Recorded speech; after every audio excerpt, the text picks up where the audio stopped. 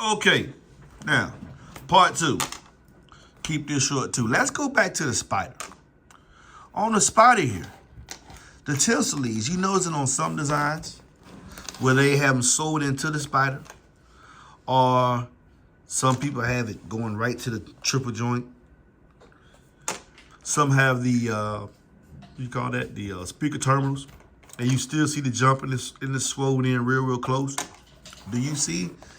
You cannot see where the tinsel lead is at. You do know you have the direct leads with some very thick oxygen-free copper tinned for even more conductivity. But where are the leads at? Well, the leads that go to the voice coil. Let y'all see that. The leads that go to the voice coil are actually sewn into one spider. Now remember, a spider is the Nomex, the rubber, then the tinsel lead, then the Nomex on top.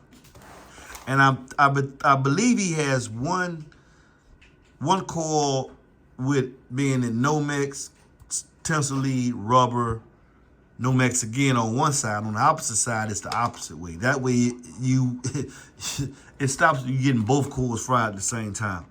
Another tip that you don't even know about, they didn't even talk about on the 1506 that leads to a better performance. Also, point this out.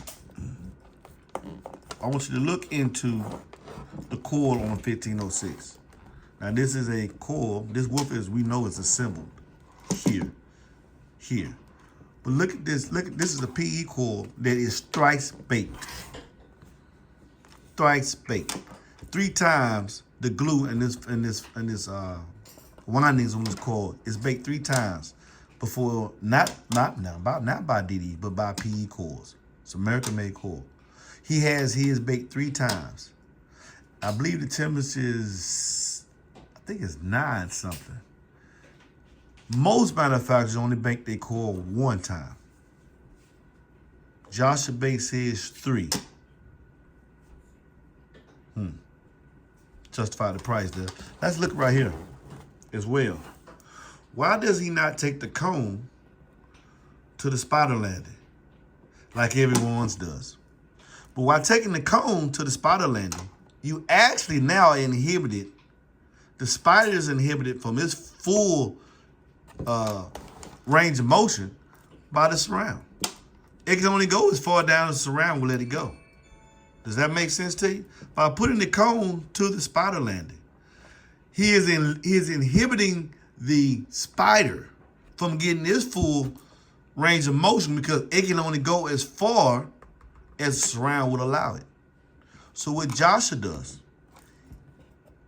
on the 2508 and the 1506, he takes the cone halfway down.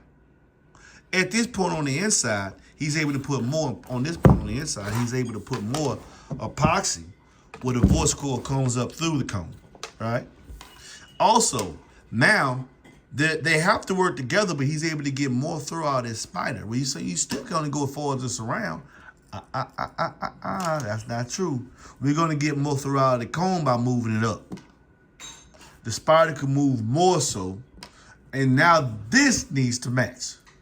You can get the full range of your spider out, not limited by the surround, and thus that was the need for the changing of the surround. The tall, narrow surround with the open cell foam in here enables it to go out even further. This has to keep up with this now. The surround has to keep up with the spider. So well, that's the case in all scenarios. Not if you put the cone to the spider. Then you're gonna have to fasten woofer knowing that really your excursions are gonna be limited strictly by the surround. When you could probably get more out of the spider. It's a different way of looking at the same problem. That's why I had to really break this woofer down so you can see why it's just so much the best of its class. There's another company, reputable company, use this same design as well too. He's costly. J Audio. Oh yeah. This right here enables him to have 10 millimeters of X Max and 48 millimeters mechanical, even more throw. So he had to make sure that this is used. That he had to, that's why this surround looks the way it does. And boy, does it perform. Stay tuned, part 3. And I'm going to tell you what's coming up. Oh, and last but not least, this woofer here is made in the good old U.S. of A. You see that boy right there? The birthplace of Joshua Langford, the owner, and your boy, MB. Tis of D, I love my country. And that's another reason why it is the best 6.5-inch woofer out there on the market today. Peace.